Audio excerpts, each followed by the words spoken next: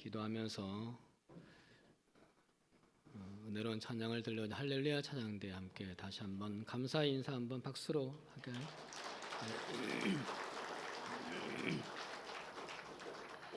2017년 마지막 날 마지막 주일 예배를 드리는 우리 모든 한길의 성도님들, 이 성전에 있는 모든 분들께 주의 은혜가 가득하기를 주의 이름으로 축복합니다. 산을 오르는 것하고 광야를 지나는 것 참 비슷한 것 같은데 또 많이 다른 것 같습니다. 산은 정상이 보입니다마는 광야는 끝이 보이질 않습니다. 등산길은 대개가 정해져 있지만은 광야길은 잘 보이지 않습니다. 어떻게 통과해야 되는지 막막합니다. 산은 예측 가능하지만 광야는 모든 것이 불확실합니다. 그래서 산은 사람의 홀로의 힘으로 올라갈 수 있지만 광야는 하늘의 도움 없이는 지나갈 수 없는 것입니다. 그런데 생각해 보면 산에 오르는 것과 광야를 지나는 것은 인생과 비슷합니다. 인생은 산을 올라서 정복을 하듯이 목표를 정하고 달성해야 하는 것에서 등산과 닮았습니다. 입학하는 것, 또 취업하는 것, 결혼하는 것, 아이를 낳는 것, 등산하는 것과 닮았습니다. 그런데 입학을 해서 공부하는 것은 광야를 지나는 것과 같고, 취업해서 직장생활을 하는 것, 결혼해서 가정생활을 하는 것, 아이를 낳고 자녀를 양육하는 것은 광야를 지나는 것과 닮았습니다.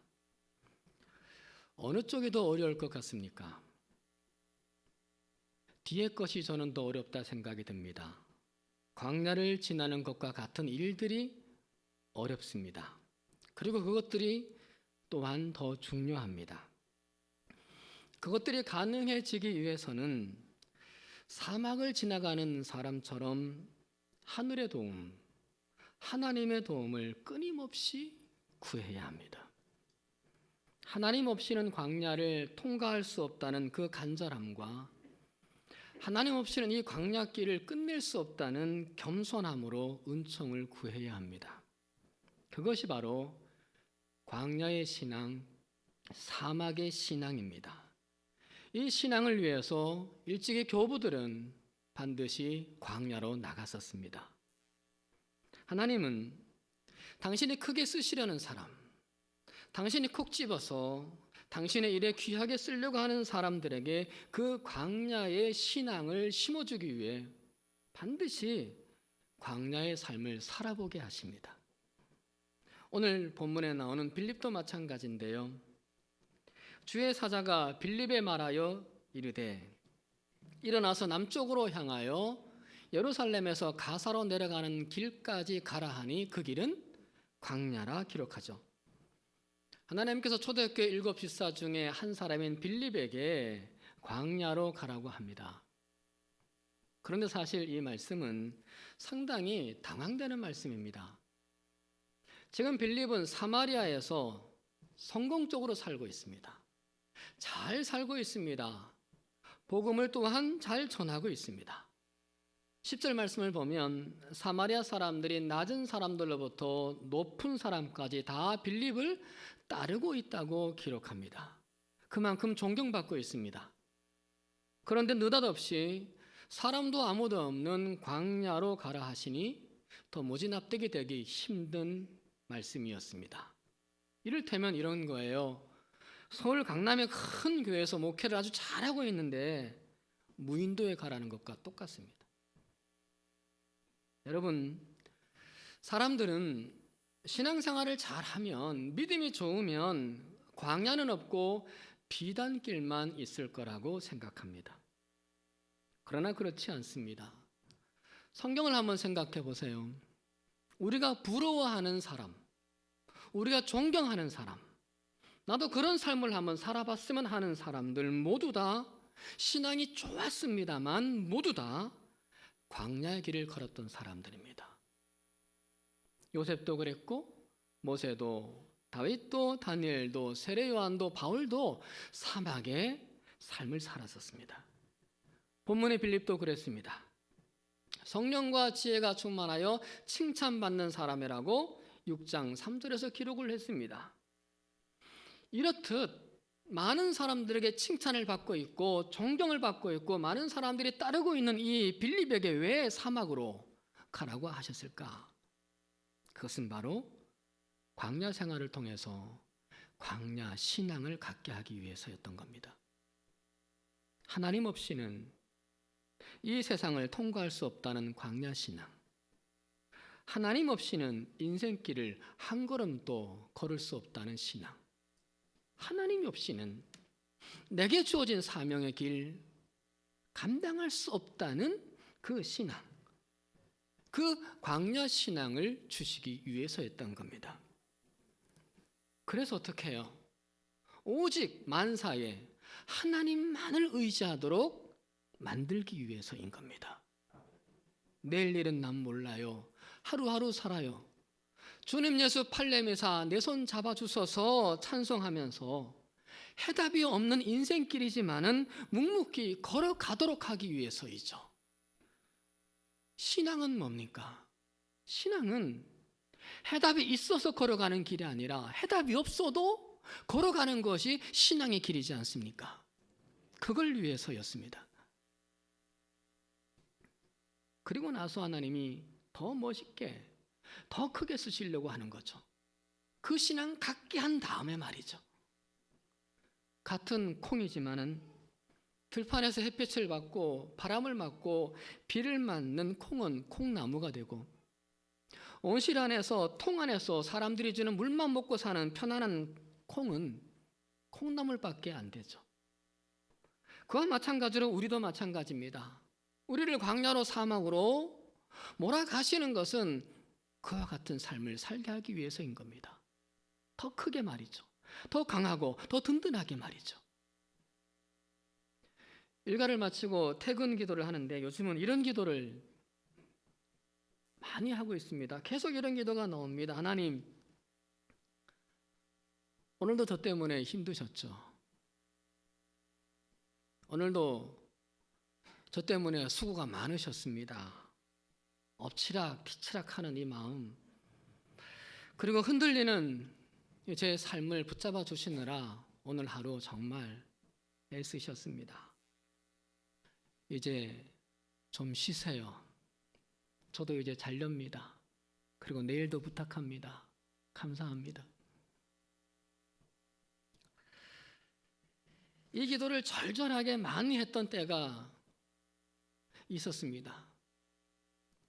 대학 때 진학을 했는데 독서실에서 2년을 살 때, 그리고 몸이 아파서 휴학은 했는데 갈 곳이 없어서 학교 기숙사 지하에 그 보일러실 옆에 쪽방이 하나 있었습니다.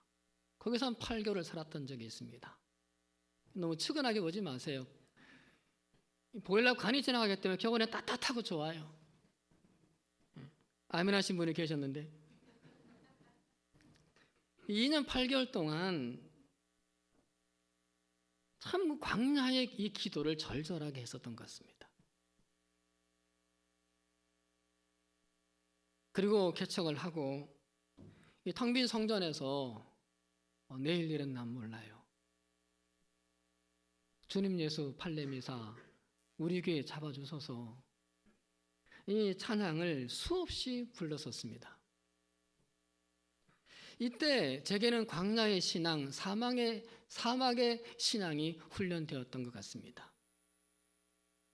오늘을 위해서 하나님께서 제게 광야의 훈련을 시켜주셨던 겁니다.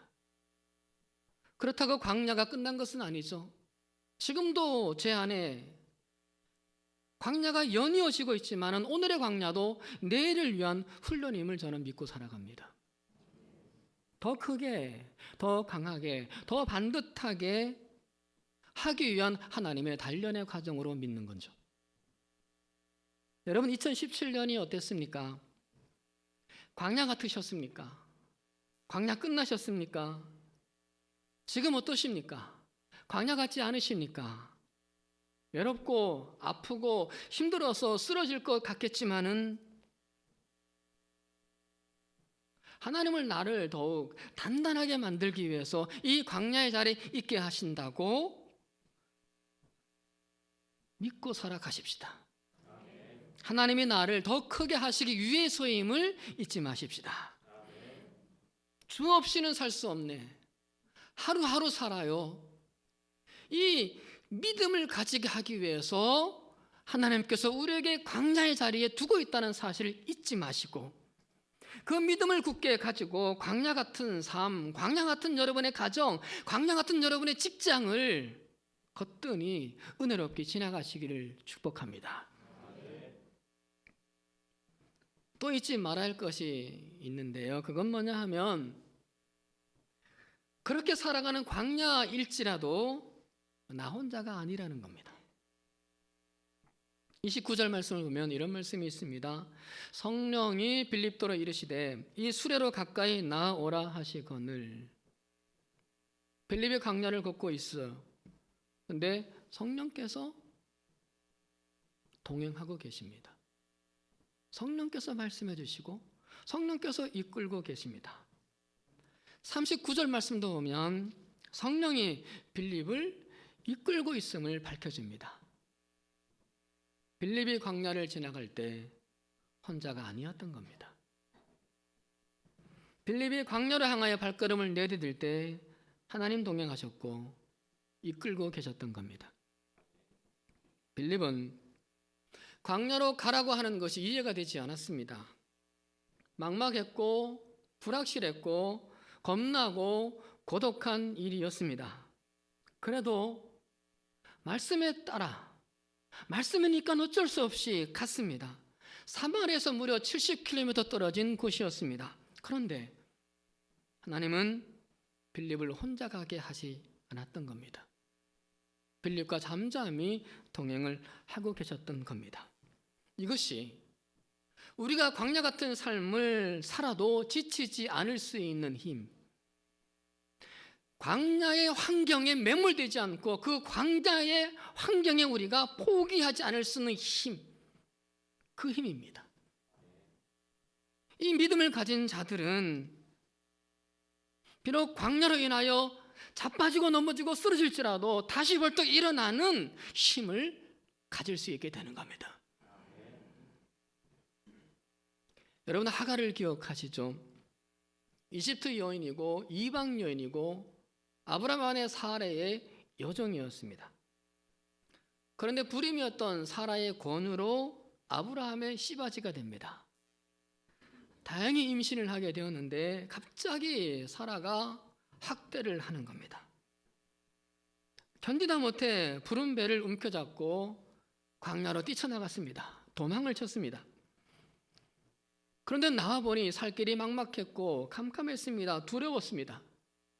바로 그때 하나님이 하갈을 찾아오셨죠. 예상도 하지 못한 일입니다. 왜요? 하갈은 이방인이었으니까, 하갈은 종이었으니까. 하갈은 생각했습니다. 나 같은 건 하나님이 모르실 거야. 하나님은 아브라함과 사라 같은 나의 주인들만 살피고 그들과 함께 하는 걸 거야. 내 마음, 내 사정 살펴주시지 않을 거야. 꿈도 꾸지 못했습니다. 그런데 그 하나님이 하갈을 찾아왔던 겁니다. 이때 하갈이 깨달은 게 있습니다. 내가 사라의 집에서, 주인의 집에서 학대를 받을 때 그 순간에도 하나님은 나를 보고 계셨고, 내가 광야로 어쩔 수 없이 도망을 칠 때에도 하나님은 나와 함께 계셨다는 거, 그걸 뒤늦게 깨닫고 하나님을 원망하고 내 혼자의 힘만으로 살아보려고 몸부림을 쳤던 과거가 부끄러워졌습니다. 이때 하나님이 하갈에게 무슨 말씀을 하셨습니까? 하갈아, 다시 사라의 집으로 돌아가라. 여러분 같으면 어떻게 하시겠어요? 자기 발로 도망친 곳으로 다시 들어가랍니다. 들어가면 분명히 학대와 모욕과 질시가 기다리고 있는 곳입니다. 그곳에 들어가는 것은 사실 죽기보다 싫었을 겁니다. 하나님, 거기 말고 다른 곳은 다 가겠습니다. 하나님, 그 자리 말고 다른 곳은 제가 다 따르겠습니다. 하나님, 그 사람 말고 내가 다른 사람들은 제가 다 감당하겠습니다. 거기만은 죽어도 아니 되옵니다. 이런 심정이었을 텐데 하갈은 돌아갑니다. 광야의 경험을 했기 때문입니다. 나는 혼자가 아니라는 것을 광야에서 깨달았기 때문입니다. 하나님이 나도 돌보고 있음을 깨달았기 때문입니다. 그 광야의 경험이 있어서 광야의 신앙이 생겨서 이제는 두렵지 않았습니다. 이제는 외롭지 않습니다. 이제는 그 어떤 시련도 감당할 만한 용기가 생겼습니다. 하나님께 모든 것을 내어 맡기고 나는 얼마든지 묵묵히 살아갈 수 있다는 생각이 들었습니다. 돌아가서 겪게 될 시련들도 감당해 보겠다라는 담대한 마음도 생겼습니다. 목사이자 시인인 고진아님의 빈들이라는 시가 떠올랐습니다. 늦가을 바람에 마른 수수대만 서거기는 빈들입니다. 희망이 없는 빈들입니다. 사람이 없는 빈들입니다. 내일이 없는 빈들입니다. 아니, 그런데 당신은 누구입니까? 빈들을 가득 채우고 있는 당신. 갈거지가 끝났습니다. 텅 빈 들판에 시인이 서 있는데 그 들판을 가득 채우고 있는 하나님, 쓸쓸한 풍경을 감싸 안고 있는 하나님을 발견합니다. 빈들에서 충만하신 하나님을 발견합니다. 텅 빈 것처럼 공허했고 잊혀진 것 같았고 뒤처진 것 같았고 미래에 대한 전망도 불투명해서 마음이 무겁기만 할 때 하나님은 그렇게 찾아오셨습니다. 충만하게 찾아오셨습니다. 그래서 요셉이 성폭력의 모함을 받고 감옥에 갈 때 창세기 39장 23절에서 말씀을 하십니다. 여호와께서 요셉과 함께 하심이라. 하나님은 요셉이 감옥에 끌려갈 때 요셉을 혼자 끌려가게 하지 않으시고 당신도 함께 감옥으로 가셨습니다. 믿음의 사람 다니엘이 권력자들의 음모로 말미암아 사자굴에 던져질 때 하나님도 사자굴에 함께 들어가셨습니다.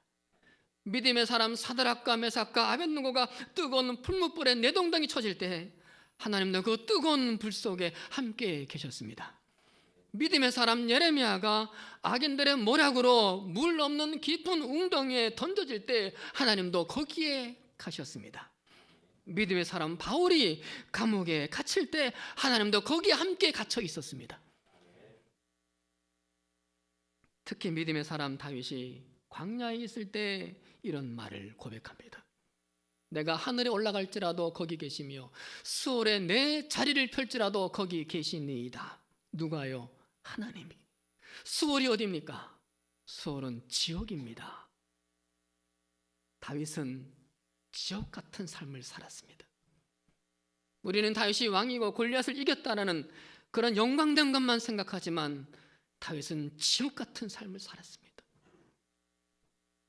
13년의 삶이 지옥이었습니다.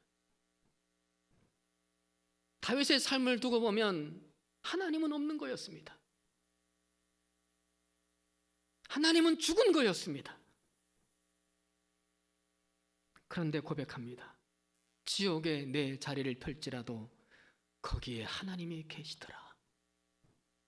나의 지옥 생활 같은 그 삶의 자리에서도 하나님은 나와 함께 계시더라. 사랑하는 여러분, 잊지 마십시다. 지옥 같은 삶을 내가 살아가도, 지옥 같은 마음이어도, 지옥 같은 인생이어도 거기에도 하나님이 함께 계신다는 것을 말입니다. 수많은 유대인들이 학살을 당했던 독일 지옥 수용소 아우슈비츠를 아시죠? 죽음의 현장에서 그들이 외친 질문은 단 하나였습니다. 하나님, 지금 어디 계시는 겁니까? 하나님, 살아 계신 겁니까?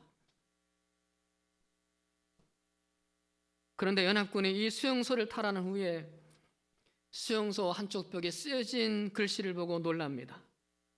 그 크신 하나님의 사랑 말로 다 형용 못하네, 이 글씨였습니다. 또 한쪽 벽에 이런 글자가 선명하게 쓰여져 있었습니다. 하나님은 여기에 계십니다. 지옥 같은 곳에서도 하나님은 계신다는 어느 믿음의 사람의 그 고백, 지옥 같은 곳에서도 그 크신 하나님의 사랑을 찬송하는 어느 믿음의 그 한 사람의 찬양이 오늘 우리의 찬양과 오늘 우리의 고백이 될 수 있기를 축복합니다. 한 가지 더 잊지 말아야 될 것이 있는데, 끝이 보이지 않는 광야에도 끝은 있더라. 그리고 그 끝에는 기쁨이 가득하더라. 40절에 빌립은 아소도에 나타나 여러 성을 지나다니며 복음을 전하고 가이사라에 이르니라. 빌립이 고생인 줄 알면서도 두려우면서도 광야로 나갔습니다. 그랬더니 하나님은 빌립을 광야에만 두지 않으셨습니다. 빌립을 남서쪽 아소도에서부터 지중해 연안을 따라 서북쪽 가이사라까지 다니게 했습니다. 온 이스라엘을 누비며 복음을 전하게 하셨던 겁니다. 빌립을 향한 하나님의 계획은 광야가 끝이 아니었던 겁니다. 광야로 가라 하셨으나 광야에서는 광야 신앙을 가지게 하고 그 신앙을 갖게 한 후에 더 넓은 세상으로 더 큰 일을 하려고 계획을 갖고 계셨던 겁니다. 광야로 가라는 말씀에 순종했더니 그 광야를 지나 더 넓은 곳을 지나게 하셨고 더 큰 일을 하게 하셨습니다. 당시 사도들이 있었잖아요. 그 사도들은 예루살렘 밖으로 나가지를 못했습니다. 예루살렘이 전부인 줄 알고 있었습니다. 그런데 집사인 빌립이 그 경계선을 뛰어넘어 온 세상에 복음을 전하는 위대한 일을 하고 있었습니다. 사도 바울보다 먼저 빌립 집사가 그 일을 하고 있었습니다. 그리고 사도행전 21장 8절로 11절 상반절이 이렇게 기록합니다. 이튿날 떠나 가이사라에 이르러 7 집사 중 하나인 전도자 빌립의 집에 들어가서 머무르니라. 그에게 딸 넷이 있으니 처녀로 예언하는 자라. 여러 날 머물러 있더니 아가보라 하는 한 선지자가 유대로부터 내려와 우리에게 와서, 오늘 본문의 시점으로부터 약 30년이 지났을 때의 이야기입니다. 전도 여행을 마친 바울의 일행이 가이사라에 도착했는데 누구의 집에 가서 묵고 있습니까? 빌립의 집이었습니다.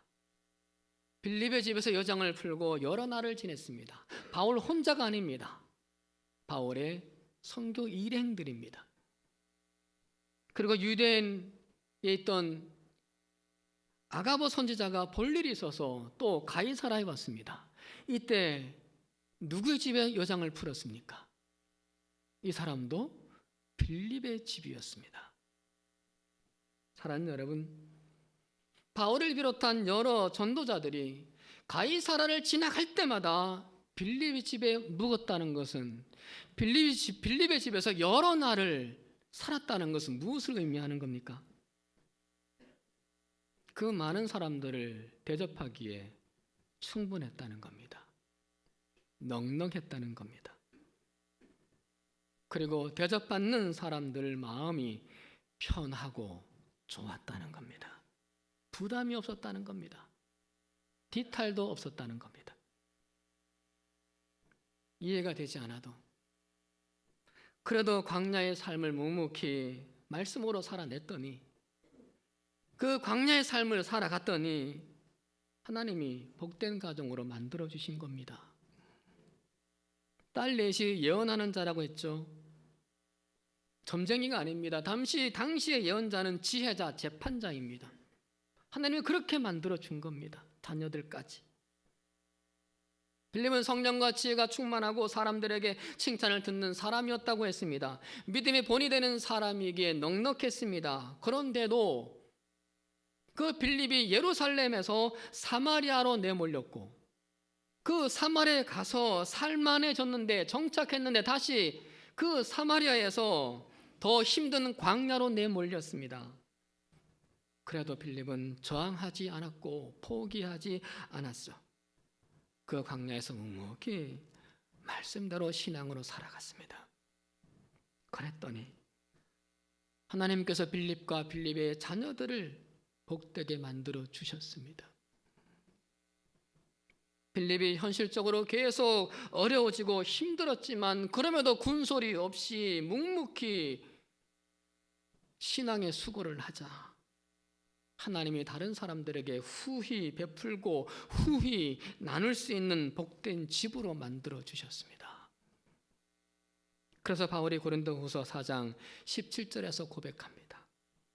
지금 우리가 겪는 일시적인 가벼운 고난은 비교할 수 없을 정도로 영원하고 크나큰 영광을 우리에게 이루어 줍니다. 고난은 영광을 이루어 줍니다. 광야는 영광을 이루어 줍니다. 이 간증이 우리 모두의 간증 되기를 축복합니다. 말씀을 마칩니다. 미국의 한 초등학교에서 실제로 있었던 일입니다. 선생님이 학생들에게 현재 살아있는 인물들 중에서 가장 존경하는 사람이 있으면 말해보라고 했습니다. 빌 게이츠, 워렌 버핏, 오프라 윈프리 등 많은 인물들이 나왔는데 한 소녀가 이렇게 말했습니다. 선생님, 나는 예수 그리스도입니다. 그러다 선생님이 살아있는 인물들 중에서 말해보겠니? 라고 말을 했습니다. 그러다 소녀가 다시 이렇게 말합니다. 선생님, 예수님은 지금 살아계십니다. 사랑하는 여러분, 광야 같은 우리 삶에, 광야 같은 우리 가정에 예수님이 지금 함께 살아 계십니다. 사람들은 말합니다. 쓸데없는 거라고. 요즘 교회도 광야 같은 곳이 되었죠.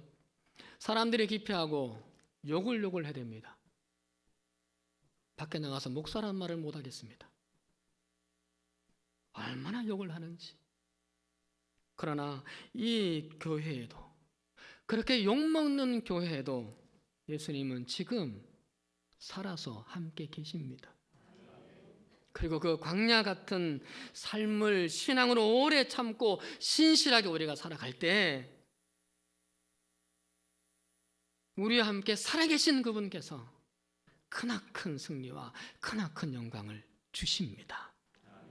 우리 모두 그 믿음으로 또다시 2018년을 향해서 힘있게 발을 내디딜 수 있기를 주의 이름으로 축복합니다. 기도하십니다.